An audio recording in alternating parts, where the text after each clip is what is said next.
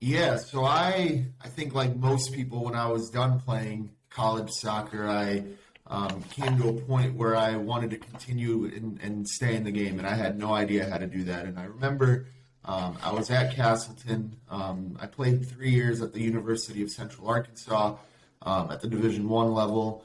Transferred back home. I'm originally from Vermont, so I transferred back home to Castleton University. I did my last year and a half there, and I was sitting there on the bench. I remember it vividly before a game, and I was talking to the graduate assistant at the time, Michael Tankey, who's the head coach at Canisius now. And I was just talking to him, hey, like, what's your journey been? You know, this is something that I might want to do. So we started talking a bit about the GA position there at Castleton. Once I completed my education at Castleton, I basically took 6 months away. I went back to Arkansas. I did a little coaching there, actually, with Hendrix College, another Division III program, and coached a little bit of club down there in Little Rock, knowing that I was going to come back at the end of that summer to first be the assistant. So I was substitute teaching. I was working camps. I was working clubs. I was really doing anything I could to make a little bit of money for that first, I guess, 6 months coaching, keeping in mind that I would become the GA in December. And once I became the GA, things got a little easier because Castleton has a really phenomenal graduate assistant program where they provide the housing and a little bit of a stipend. They take care of your courses. So I was a GA for 2 years. I was an assistant for a year. I spent 3 years at Castleton. Following that, I actually was lucky enough to get a head coaching job in the women's game at the Division III level at SUNY Morrisville. So after that, I went to SUNY Morrisville. It was really great experience to get head coaching, experience at that time in my career. I spent 2 years at SUNY Morrisville as the head women's coach. So the first year was 2019. Basically, right after that first season, we went into that second semester, and that was when COVID hit. So new head coach. I remember taking that job. It was 3 days before preseason. I had never been a head coach in my life. Took over a program 3 days before preseason. And then right after that season, COVID basically hit. So, that was, looking back at it, I remember, first starting and not being, I don't think anyone's fully prepared for their first head job. I think you learn kind of on the go, and that was totally true for me. I learned a lot in that first, 6, 7, 8 months at Morrisville, which I'm forever thankful for. COVID hit. Now you're taking a team, through COVID and trying to figure out different creative ways to keep them engaged. Anyway, I was at Morrisville for 2 years, and then after that I went to Hobart. I was an assistant at Hobart for a season, and then this job opened up. Like I said earlier, I'm originally from Burlington, Vermont, so being in Albany, it was a great opportunity to get, much closer to home. The capital region, just a really great area, and it was a great opportunity and one that I couldn't turn down. Mike? Yeah, no, it was very similar, and it was tough because we're not training. We're all working remote. Students are doing their classes from online, which right now is second nature to most people, right? I mean, my 7, 8-year-old niece at home knows how to use a laptop better than I do now because she's been online literally her whole schooling so far. But she, it was trying to figure all of that out at first, and just responding to a lot of questions like that. Professors not always being up to speed as well. So that was a lot, at first. But then really what we did is we tried to do what most people were doing, the Zoom calls, once or twice a week, trying to get different people on. So that was something that I tried, is just reaching out to my contacts. And it was cool because that was a time where people were super open to that because everybody was home, and there was just a lot of different Zoom calls, different people we brought in. So I think it gave a cool perspective to the woman that I was coaching, and got them excited for the fall, which we ultimately didn't end up playing games, but it kept them engaged, and we got through it together. Yeah, no, I think so. I've got two coaches that really made a big impact in my life. My club coach that I grew up playing for, his name was Hugh Brown. He's originally from Atlanta. Kind of a rough around the edges type guy if you don't know him. But I talked to a lot of my former teammates that we played with. So we basically founded a club together in Vermont. He was at the University of Vermont, started his own club. It's called Synergy Football Club. Basically, that founding team, we just did things that teams in Vermont had never done. So, I mean, we're talking, at the time, regionals was there was no academy at the time. There was no ECNL. It was you win your state cup, you go on to regionals. So we, qualified for the semifinals of regionals. We were the first club in Vermont history to do these things. We went to the Disney Showcase, Dallas Cup, just things that teams from Vermont had never done. So this guy, really positive influence, but a tough guy to play for if you don't know him. Brutally honest, but at the end of the day, he had his players' best intentions in mind always. So he was very demanding, which we all enjoyed and appreciated. And I still talk to him to this day. He's moved back to Atlanta at this point, but I still talk to him regularly. And then the other guy is John O'Connor at Castleton. He, like I said earlier, I came from Central Arkansas. Went from a Division I to a Division III. I didn't really know what to expect. Luckily, OC. So OC was, we call him OC. He was at the University of Rhode Island before he was at Castleton. He was the head coach at URI. Before that, he was at UChicago. Still the winningest coach in UChicago history.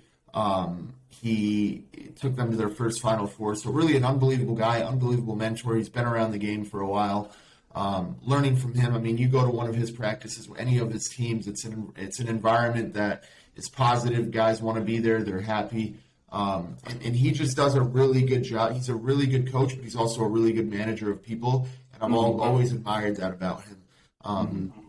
And I'm still in touch with him. I mean, I see him multiple times a week. Even now, we're coaching a team together out of Vermont for the summer. So he's someone that I've gone to a number of times for advice, and just a phenomenal coach, phenomenal person. Really thankful for both him and Hugh. Oh, wow. Very good. It's amazing. I always call him the tree, right? Like the coaching tree is who starts it, and I just love tracking that. So you come into Russell Sage in January. I'll just say Russell Sage is a unique school, right? Like just the way it's sort of laid out, the two campuses, all that. I'm assuming you were sort of eyes wide open taking the job, but was there anything where you said that there were, I don't want to say conditions, because who hires somebody who has all these conditions for employment? Did you have any sort of idea about what you needed from Russell Sage to take the job? No, I mean, I think one of the really nice things that I mentioned in the interview was, what do our work conditions look like? Because I know that there are, depending on the school, depending on the program, the work conditions are different. And I personally thrive in a hands-off environment. So one of the really nice things about here at Sage is we do our job. No one, you don't feel like someone's constantly looking over your shoulder. And that's an environment that I thrive in. And our ADs are super supportive. Anything I've requested, they've made an effort to meet those needs. The staff, I mean, the coaches are phenomenal. I was just with our admissions counselors yesterday, and I told them, look, I've been a couple places, but there hasn't been a place where I've had such a great admissions staff, and I mean that fully. I could email them right now, and they'll email back within 5 minutes. I mean, that's how great they are, and it's just a super supportive environment. It's a great environment. People want to be here, and I think it's a great place. So I wouldn't say that there were necessarily any conditions that I was looking for out of the job. It just felt like the right fit, and it was really more or less a no-brainer for me. I think that's important, right? Yeah, no, definitely important. I mean, one of the things that we talk about with any of the recruits and their families is, I want good soccer players, but above all, I want good people.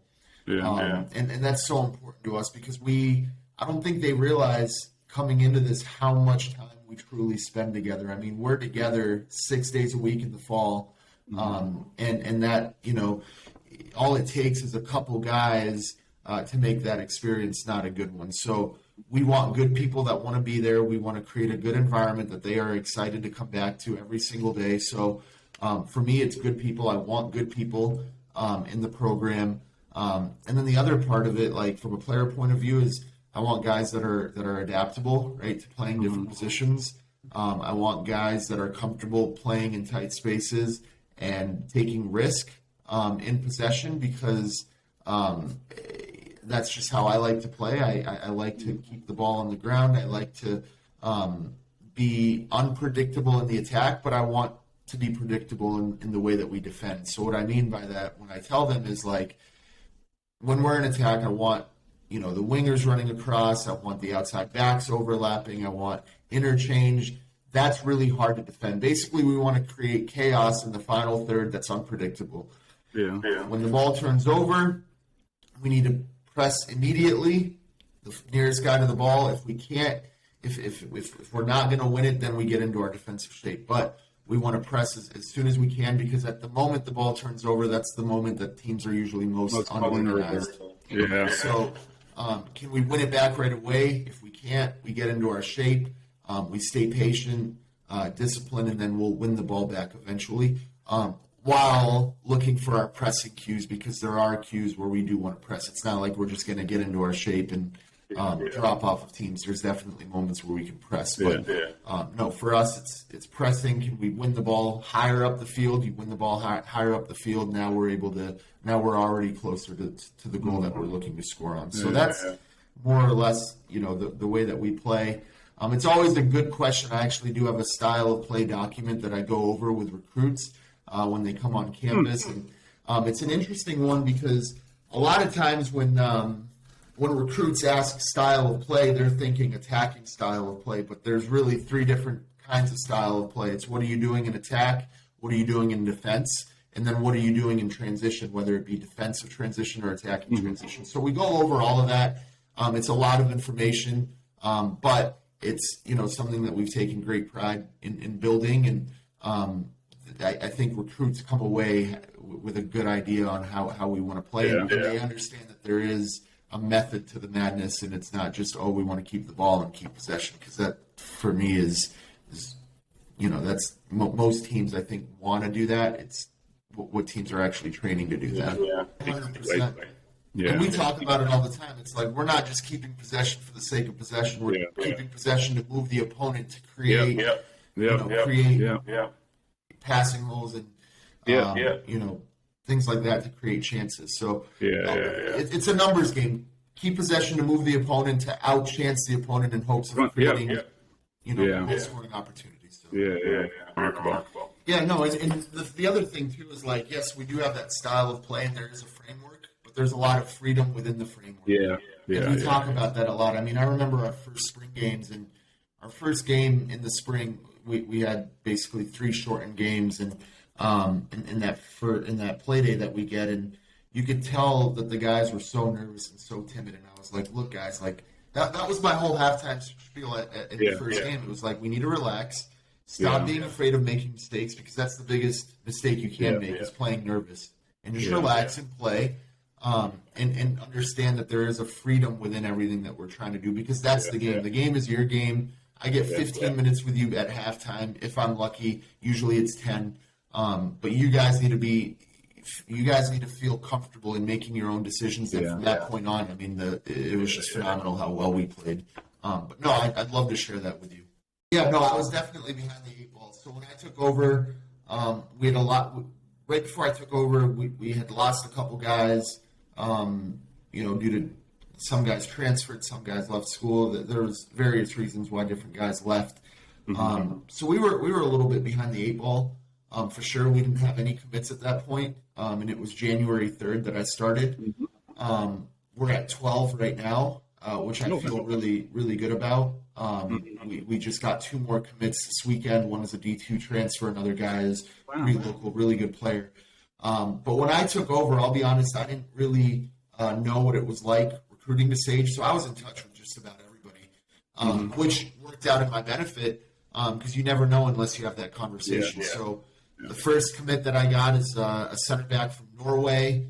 And the first guy that I remember I was driving and he called me and he goes, "Hey coach, I want to commit." And it was kind of a crazy hour because of the time difference and things like that. Yeah, so that was the first commit that I got. And then we've been able to get guys from Florida. We have a commit from Florida coming in. We have a commit from Atlanta.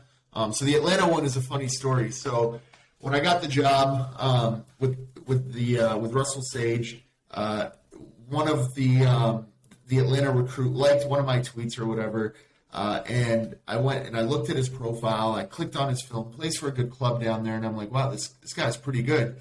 So not knowing much about Sage at that point, I send him an email or a message like, hey, I just got the job here. It's a great environment, great place. One of the things that a lot of people don't know about Russell Sage in this area is there's like 25,000 college students within a 3-mile radius of our campus between UAlbany, Siena, RPI. I mean, there's like 15 different colleges in the Capital District, which I didn't know. So we get on the phone. He messages back. He's like, yeah, coach, I'd love to talk. We get on the phone. And at that point, I'm really selling Albany and what I've done so far in my coaching career. Didn't have the bravery to talk too much about Sage just because I didn't know much about the school yet. But luckily for me, he did his research, so he carried the conversation on that front and talked a lot about the college. And he told me that he wanted something different. So being from Atlanta, coming to New York, definitely different. So at the end of the call, I'm talking to him, and I'm like, I'd love to set up a visit. And again, luckily for us, his dad's a pilot. There's direct flights between Albany and Atlanta, so he was able to get here easily. It's affordable for him, right, because his dad's the pilot. Yeah. So he comes on the visit, absolutely loves it. Like, comes in the middle of, I think it was like late February that he came, and I still didn't know much about the program. Luckily, it was a warmer February day, but it was funny because, and I told his mom this when he first came on the visit. She was very upfront with me, and she told me, she goes, I didn't even want him to come on this visit, and I think the school grew on her over time. And then he came back again with his father because I think he really wanted to come here, and it was different. And so anyway, that worked out really well with him, and then we've been able to get a couple local guys. So between the guy from Norway, the guy from Atlanta, the guy from Florida, we have a couple local guys, and then we've got a handful of guys right outside of the city that are coming to Sage next year, and then of course we've got the guy from New Jersey. It's actually been not that difficult to recruit here, which is nice. I think there's a lot of positive things about Sage, the Capital District. There's a lot of young people. The two campuses can be tricky, right? When you look at it on paper, it's actually quite cool. So the campuses are, 15 minutes apart. There's a shuttle that runs every 30 minutes. Both campuses have a dining hall. Both campuses have a gym. Both campuses have everything that you would have. Most of our guys end up living in Albany because that's where most of their classes are. So Albany is by the hospital. Oh, Albany's it's more. I don't want to say it's more spread out. That's where the armory is. Right. Yeah, okay. Right. Okay. So it's interesting because Albany, you think of Albany, it's the capital city of New York. You think that the Albany campus would be more in the city. It feels more like a rural campus. And I think that's one of the strengths of our institution is you've got the two different campuses. You can go. I mean, the guys will get into the shuttle sometimes when they get tired of the food at the Albany campus and go to Troy. And it's cool. I mean, the Troy campus, like you mentioned, a lot of brownstones. Actually, there's been a ton of films, a lot of movies that have been filmed on the campus at Troy. So on HBO right now, The Gilded Age. If you watch that movie, I think it's a movie. It's a show. I watch it. Yeah, the show. So that was filmed on our Troy campus. So if you watch it, wow, that's no, it is cool. But yeah, no, The Gilded Age on HBO. So I think I'm all for the overtime change. I think that our athletes are already playing significant minutes, 2, sometimes 3 times a week. I think the overtime change was long overdue. I'm in total support of it.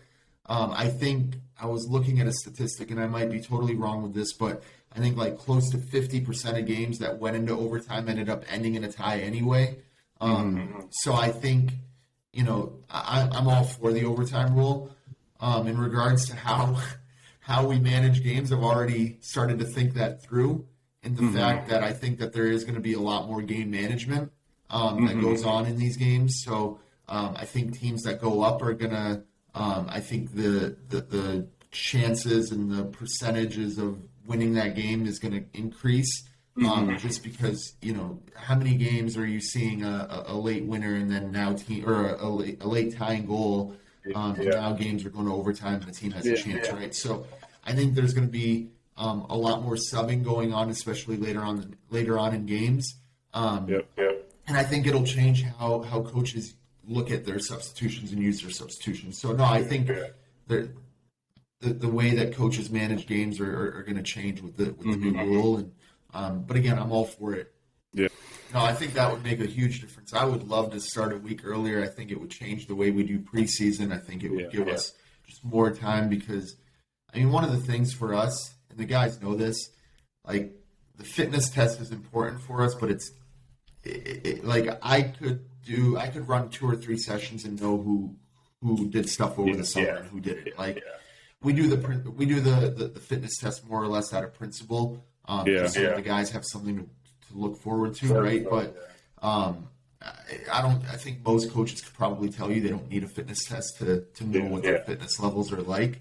But no, for us, it's like we've had that conversation. We're not going to waste time on fitness in preseason. We already don't get enough time in preseason. We don't have a lot of time to get playing the way that we want to play. So you're going to come in fit or you're not going to come in fit. And if you don't come in fit, you're probably going to fall behind pretty quick. So no, that exactly. And here's the other thing, right? Like, even if we did do fitness every single day for a week, we don't even get a full week for preseason, but for a week, they're not going to get fit in that week. If anything, they're just going to get more injured. And even the guys that are fit could possibly get injured if we just do fitness every single day for a week. So for us, it's creating, I call it sneaky fitness, creating exercises where the ball is involved. We're playing and they don't necessarily realize how much running they're actually doing. But it is all ball related. So and what I mean by ball related, it's not like they're dribbling around the field with a ball and groups of 4 or whatever. It's actual exercises where the No, I wouldn't call them rules. For us, it's more or less having certain guidelines, and one of the big ones is just having a positive attitude. I mentioned it earlier in the call. We spend so much time together that really all it takes is one guy to have a bad attitude. And I think a lot of times the attitude stems from maybe lack of playing time. But what I try to remind the guys is that no one's value to our program is determined by playing time. And at any given time, there's going to be more subs than there are guys playing on the field. So we're going to have a roster of close to 30. There's going to be 11 on the field. There's going to be a lot more guys that are not playing than there are guys playing, and having them, getting them to understand that their value is not determined by playing time. This is more than just playing soccer games. It's about becoming a good teammate, a good person, a supportive person. That stuff is something that you can carry on with you for the rest of your life. And then, the other one is just giving 100% every day, but that comes with the understanding of that your 100% is going to look different every single day. So, one day things might be going perfectly well for you. You got 100 on your exam. You had a really good breakfast. You've been productive. It might make things easier to give a little more, right? Or give that 100%. Mm-hmm. There might be days where you don't do so well on your exam. Maybe your girlfriend broke up with you. Maybe something's going on at home. But as long as you're giving everything that you have on that given day, that's important for me. So I guess those are the two really non-negotiables. Is just keeping a positive attitude as much as much as possible, and then the 100% every day, with keeping in mind that that's going to look a little different every day. 100%, and I think sometimes it can be. I think we're in a result-oriented business, but we have to remember that the person comes before the student and the athlete, and that's huge to me. I think it's like anything, right?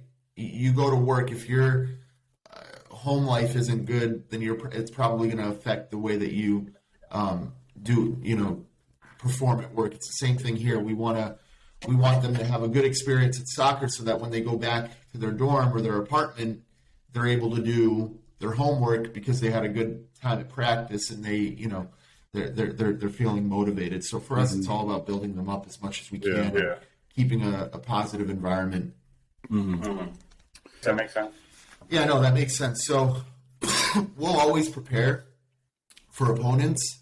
And what I mean by prepare is we're going to know what what their set pieces look like, what their build out looks like, what are they doing in different situations. They'll have things that they're looking out for, but ultimately we're going to try to play the way that we want to play in every game, and we're going to try to get really good at what we do because, like I mentioned earlier, we already don't have a lot of time to train and play and do those things. So if we're changing the way that we play every couple days and switching formations and maybe pressing in one game, not pressing in another game, I think that there's that leaves for a lot of room for confusion. So for us, we want to get really good at what we do while keeping in mind the things that the opponents do, but we're not necessarily going to change the way that we play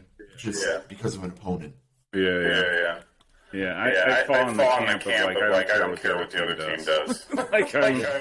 Maybe that's a detail that I should change, but I'm like, as long as we play well, we're going to win. And then you look for certain things, right? Like left center back. Every time the left center back gets it, he can play a long ball. So our left back or whoever that is playing in that position, just be aware that when he gets his eyes up, he's probably going to start. So we'll look for things like that. But it's not like we're changing our formation from one thing to another just so that we can. I mean, it's a great point. You mentioned the professional game. I was just in Columbus and Cincinnati for the U.S. Morocco game.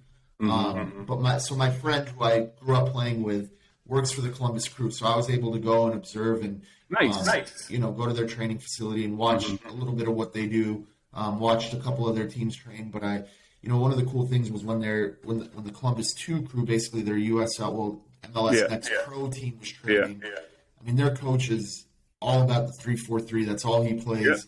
Doesn't change it. He'll die on that hill.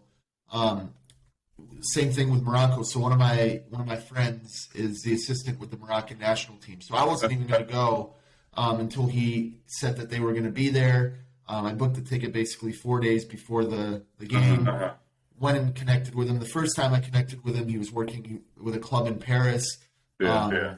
He's with the Moroccan national team now, and it was just cool even talking to him because he was talking about the U.S. And this is how just further confirmation on how much the game has grown in this country. I mean, he was a very big advocate and very complimentary of Greg Berhalter with the national team. And he said they watch 8 to 10 games of the U.S. before they even play that friendly. And one of the things that he was saying was just like in their build-up, it's very predictable what they're going to do.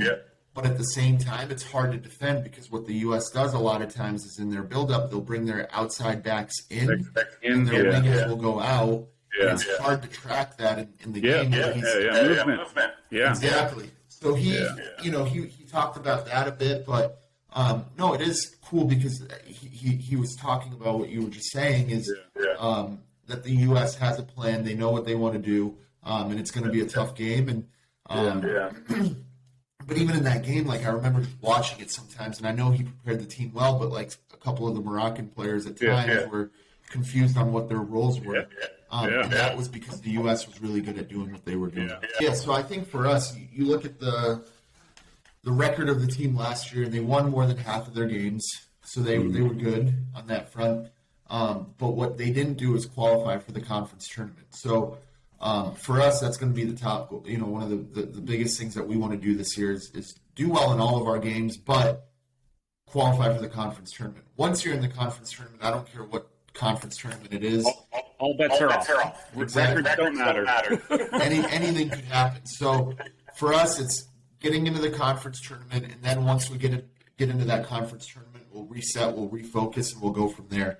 I mean, one of the best stories I have in my coaching career, when I was at Castleton, I was the graduate assistant, and we qualified. So basically, we started the season like 1-7, and we didn't start well.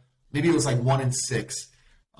Anyway, fast forward to the end of the year, we win our conference championship. We end like 12-8, qualify for the NCAA tournament. And of course, we play Messiah in the first round. So we play Messiah at Buffalo State, but we go into that game, and it's like at that point, Messiah had won like 9 or 10 of the last 20 national championships. I mean, everybody knows about Messiah. And we're trying to get film on Messiah. We're trying to get anything on Messiah. But any coach we call, any coach we reach out to, hey, sorry, I'm really good friends with the head coach at Messiah. We're great not to share. So we had nothing on them other than they're going to try to pass the ball 450 times, and they're going to try to pass you to death, and that's what they're going to do. So we were like, all right, whatever. Like, they'll be good in possession, but are they going to be that good? And they were that good in possession. But anyway, long story short, we played Messiah in the first round. They beat us 1-0. We had our chances. They scored kind of a weird goal where it like deflected, went off the post, hit our goalkeeper's back, and then like trickled over the line. So it was like a second half goal that they scored, and they deserved to win that game. But it was just it was a game that we felt that we were very much in, and they went on and won the national championship that year. And I think we were one of few teams. I think it was like maybe us and one other team that they didn't score multiple goals on in that run to the national championship. But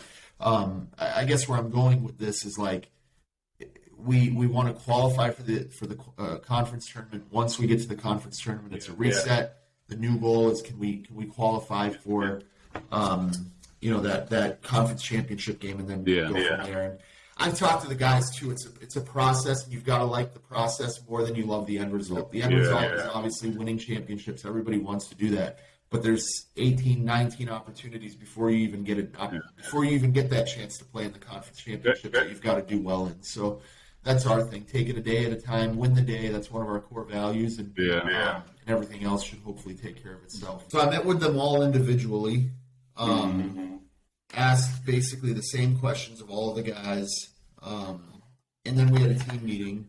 But what I did in the individual meetings was that there were some common themes that kept coming up that we wanted to address, and then we talked about it briefly at our team meeting. And then immediately after that is I was lucky enough while at Central Arkansas to work with a sports psychologist who's he worked with our team, and really great guy, has worked at the highest levels. He's been to World Cups with the U.S. Soccer Federation. He's worked in the Bundesliga. So I've always stayed in touch with him. We got him on board. And we talked about some of those themes that kept coming up in the meetings, and then created our core values based off of those individual and that first team meeting that we had. So those were some of the first steps that we took, in building or building this kind of to suit what we wanted out of it. And it's an ongoing process. It's something that we're going to continue working on. Going into preseason, we have the core values. The next step for us, and this is something that we'll do in preseason, is under each one of those three values that we have, we're going to talk about what that looks like on any given day. So, we'll put them in different situations. Okay, if this happens, how do we respond to this? Is that within or Is that within our team values or not? So, that's kind of where we're going to head with that. I think for us it's important that people looking out understand that we're looking to do the right thing all the time, whether that's on the field. We're going to do things with the highest integrity in mind. In the classroom, right? We're showing up to classes. We're going to classes. We're helpful in the community. I want them to do the right thing all the time. And I think if you do that, that's going to translate onto the field, right? I mean, it sounds cliche, but if you're not going to, push your chair in at the table after class is done, how can I trust you to mark a guy on a corner kick, right? It's things like that. Those little things matter for us. Absolutely.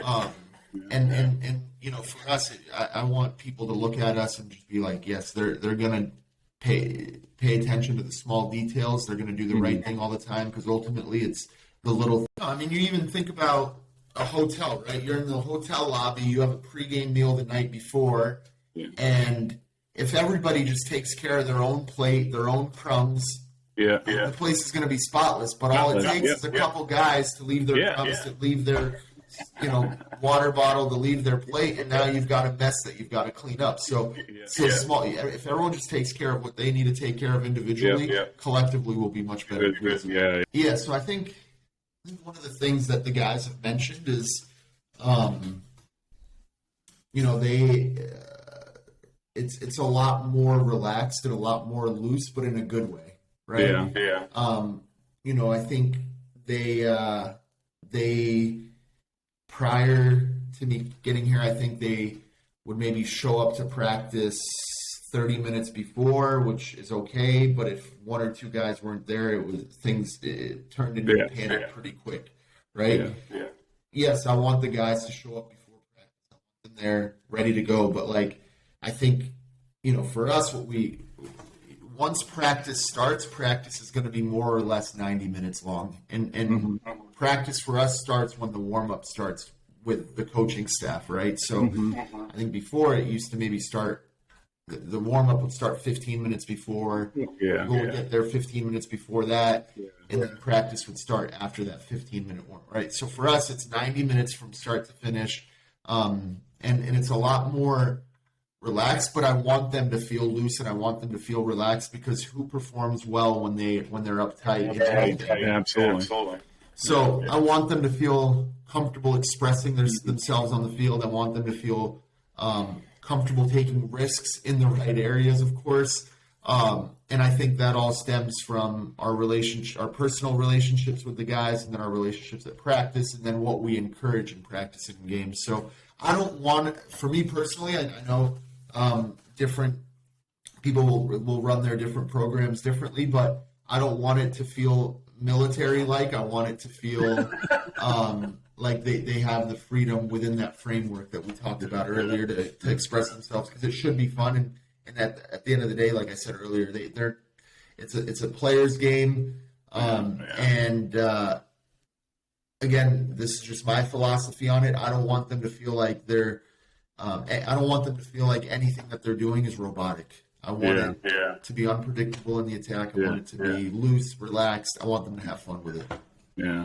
Well, I don't want them to like, you think about the game, and let's say an outside back gets the ball. I don't want him to feel like he has to play a certain ball every single time, because that ball might not be on, and now it's not on. And he's like, oh no, what do I do? Instead of just going with the net, the next right thing. So, I want them to be loose, comfortable, and comfortable making their own decisions. Yeah. I think it's progressed really well. I'd be lying to you if I told you I wasn't nervous when I started in January and we had no commits, right? Like, I was nervous. But now that we've got the 12 coming in, our roster size will be right around 30, so we'll be we'll be able to play that 11v11 at practice, which is so important. We weren't able to do any of that in the spring. We just didn't have the numbers. I think there was a couple practices where we had like 17, 18 guys, which was good. But I think it's progressed well. The core that's returning is really excited. They're motivated. And then the guys that are coming in are equally excited. I know that they've already got separate group chats going and things like that. So, the freshmen coming in talking about who they're going to live with and things like that. So they're excited on that front. How long will it take? I mean, I hope that we're in the conference tournament this fall. I don't see why we wouldn't be. But I hope we're playing, in early November, late October, early November. I think that with the group that we have coming in, mixed in with the group of returners, we're going to have a lot of different options and a lot of different positions, which is nice.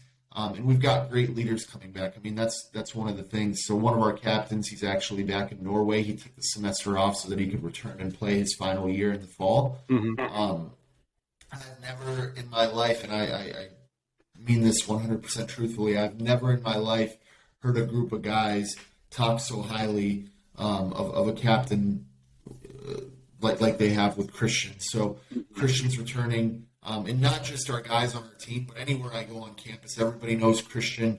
Everybody speaks very highly of him.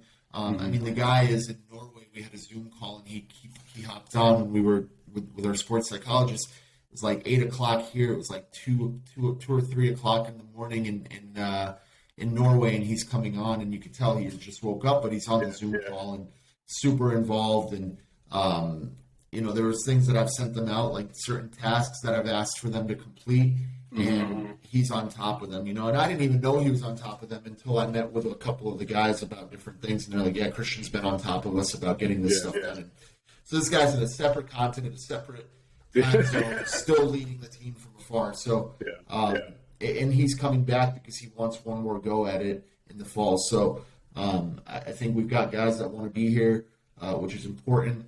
And I don't know where it'll go in the fall, but there's no reason why I don't see it going really well for us. The one thing that they surprised me with is they do have high standards for themselves and really, really high standards, almost to a fault sometimes. I thought most of our practices went well in the fall, in the spring. And I think that they had even higher standards for themselves personally. I think, from the feedback that I was able to get, they enjoyed the sessions. They thought they went well. But they wanted to work even harder than they were, and that was coming from them. And I was like, you guys are already working really hard. And then I think when we had our spring play day, I think that confirmed a lot of the things that we did in the spring for them. So we played 2 Division III opponents and played a Division II opponent. So we tied the Division II opponent, tied one of the Division III opponents, and then won our final game. And the way our schedule was built for that play day was we played, and then we had 30 minutes off, or sorry, not 30 minutes off, 50 minutes off, and then we played basically 2 games back to back. So it was the Division II opponent and then Division III opponent. So we tied those first 2 games and then won that last game. So for us, they came away feeling really good. But it was just surprising to me how the standard that they kept themselves to, which is a good thing. I mean, I think that's a lot of that is internal, and they have high standards for themselves. So that was very positive. I mean, it's a little bit of a mix, right? So with our guy that's coming in from Atlanta, I saw him play on. He had film, and it was on one of those websites. So luckily enough, I was able to see that film. There's other guys that have sent film from those websites, and then I've been able to go watch them play live. For me, I prefer being able to getting the chance to watch them play live. But film isn't a bad starting point, but it's not like I'm logging into my NCSA account and looking for guys and then just going through and emailing them based off of their film alone. It's usually they reach out, I look at the film, and then I respond. But no, for me, definitely, if I can watch them play live, I prefer that over film any day. I think there's just so many different things that you can see live that you might not be able to catch off of film alone. I prefer the ID camps. The showcases, I mean, you show up to those sometimes and there's 16,000 fields and, 6 16, there's just way too many fields, way too much going on. You feel like you're jumping from one place to the other. Depending on the tournament, you might be stuck in traffic, driving 30 miles across Long Island to get to the next field. So I prefer ID camps, and I also prefer the smaller showcases, right? So there's always going to be good players. You just have to find them. And I've been able to find some really good guys at smaller showcase events. We're lucky that we've got stuff here in Albany, in the Albany area, like all the time. So with Aframs being right here, I don't know if you've been to Aframs, but basically it's this guy. He owns I think it's 4 or 5 different locations with turf fields. He's got indoor bubbles. So there's always stuff going on throughout the year here in Albany. But no, I prefer, and then of course all the ID camps, right? You've got Albany, you've got Siena, you've got Syracuse. So there's a ton of ID camps that we go to, that we recruit at. I prefer those smaller showcases in the ID camps over going to like a big, ECNL showcase or whatever that might be. I mean, I'll go to those, but I've had more luck at some of the smaller stuff for sure. Yeah. I mean, I'll go to San Diego Surf Cup. I'll do some of those. I mean, luckily for me, my girlfriend her family lives in San Diego, so that's a really affordable trip for me. Just getting out there. I'll do a couple camps, or I'll do a camp in Denver, basically right before that. So, and we've had some luck, recruiting around the country. We've got the guys from Florida, and there was a guy that I lost to even from San Diego that I thought we were going to get, and then ultimately he decided on a school there. But we'll go to those. I don't prefer them. But if I can go and it can be an affordable trip like the San Diego Surf Cup, there's no reason not to. But I do prefer. I mean, there's like a good little tournament for us down in I think it's in Wallkill, New York. It's usually right around November. That's a good one for us. Aframs has a bunch of showcases here. Mad Dog Mania is a smaller-ish tournament in comparison to some of these ECNL events right here in Saratoga. So there's definitely events for us that we're going to that are a little smaller, but you can also get equally good talent. And there's maybe not as many coaches as you will get at the ECNLs and those events. I'm indifferent. I think it's Hugh Brown, when we played club soccer, before the academy even became a thing, wanted us to all quit high school soccer and just play club soccer. We didn't end up doing that. There was definitely guys in the team that were open to the idea, but not enough to actually go through with it. And one of my best memories as a youth player was playing high school soccer and winning a state championship with my high school, right? And that was one of the coolest moments in my career. And I think that's one of the beauties of the U.S. is that there are those different pathways, whether it be MLS Next, ECNL, high school soccer. There's so many different pathways to get to the top, to get noticed. I'm all for high school soccer, and honestly, there's players that we recruit sometimes that live in areas that aren't able to play club soccer, but they're equally as good as some of those guys that do play club soccer. It's just that the area that they're in, maybe there's not the club scene that you would get in other areas of the country. So no, I'm totally supportive of high school soccer, and I think if you look at high school soccer, I think that model replicates the college model more than anything else. Thank you. I really enjoyed this. One of the first ones that I listened to was the interview you did with Kyle Desatel from Tufts.